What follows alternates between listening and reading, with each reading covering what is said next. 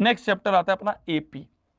AP में दो फॉर्मूले कड़े काम के होते हैं। nth टर्म ऑफ एपी क्या होता है, a plus n minus one into d, और sum of n term, sum of first n terms of AP वो होता है n by two into two a plus n minus one into d. ठीक है, इसको एक और फॉर्मूले से याद करते हैं, n by two into A plus L, L होती है लास्ट टर्म। ठीक है, कहीं भी क्वेश्चन में बोल दिया जाए कितनी टर्म, कौन सी टर्म, कैसी टर्म, है ना, जब भी इस तरह से बोल दिया जाए तो मान लेना n टर्म्स। कितनी मान लेंगे अपन, लेट कर लेंगे अपन n टर्म्स, लेट कर लेंगे अपन n टर्म्स। कितनी टर्म, कैसी टर्म, कौन सी टर्म, तो मान लेंगे n टर्म्स। क्लियर है, क्लियर है।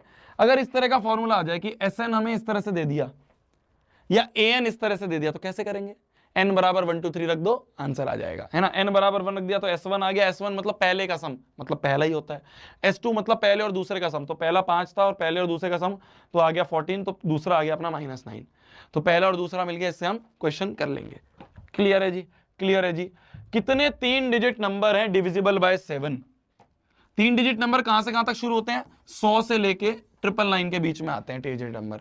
पर इसमें अगर डिविजिबल बाय 7 देखें तो सबसे पहला नंबर 105 होगा जो होगा, फिर साथ साथ ऐड करते हैं तो 112, 119। लास्ट नंबर कैसे पता करेंगे, लास्ट नंबर डिविजिबल बाय 7 कैसे पता करेंगे, कैसे पता करेंगे, कुछ नहीं करना, जो लास्ट 3 डिजिट नंबर है ना उसको 7 से डिवाइड करो, क्या रिमाइंडर आ रहा है 5, उस 5 को 999 से माइनस कर दो, 994। यही हमारा लास्ट नंबर है जो डिविजिबल बाय 7 होगा, यही हमारा लास्ट 3 डिजिट नंबर है डिविजिबल बाय 7।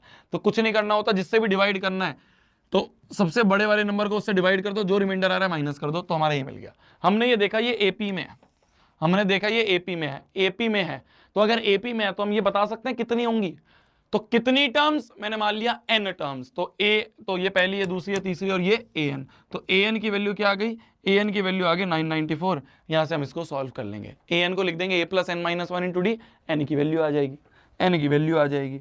क्लियर है बंधु, क्लियर है बंधु। मिडल टर्म वाला क्वेश्चन बहुत फेमस है, मिडल टर्म वाला क्वेश्चन बहुत फेमस है, आ सकता है एग्जाम में। मिडल टर्म निकालनी है, देखो मिडल टर्म कैसे निकालते हैं, किसी एपी की मिडल टर्म निकालनी है, किसी एपी की हमें मिडल टर्म निकालनी है, 3 स्टेप में निकलता है। पहले तो ये पता करो है कितनी टर्म, तो पहले तो ये पता करेंगे टोटल कितनी टर्म्स हैं, पहले तो ये पता करेंगे टोटल कितनी टर्म्स है। तो मैंने मान लिया n टर्म्स हैं, तो हमें n की वैल्यू आ गई 31, n टर्म्स है तो ये an हो गया 216, सॉल्व करके n की वैल्यू आ गई 31। तो टोटल कितनी है, टोटल 31 टर्म्स हैं, उसमें से बीच वाली कौन सी होगी, 31 के बीच में क्या आएगा, 31 के बीच में क्या आएगा, 16वीं टर्म, तो 16th वाली टर्म जो है वो मिडल टर्म होगी। तो स्टेप्स होते हैं मिडल टर्म निकालने के, सबसे पहले पता करो टोटल कितनी टर्म्स हैं, फिर जब n पता चल जाए फिर ये पता करो कि मिडल टर्म कौन सी वाली होगी, पहली होगी, दूसरी होगी, तीसरी होगी, चौथी होगी, पांचवी होगी, छठी होगी या 31वीं होगी। तो मेरे को पोजीशन ऑफ मिडल टर्म निकालनी होती है, n प्लस 1/2 इससे निकाल सकते हैं अगर n ऑड है, और अगर n इवन आ जाए, अगर n इवन आ जाए मेरी जान, n इवन आ जाए, अगर n अगर इवन आ जाए तो मिडल टर्म होती है n/2 वाली और n/2 प्लस 1 वाली, ये वाली दोनों मिडल टर्म होती हैं। ठीक है, ये दोनों हमारी मिडल टर्म्स होती हैं अगर n इवन आ जाए।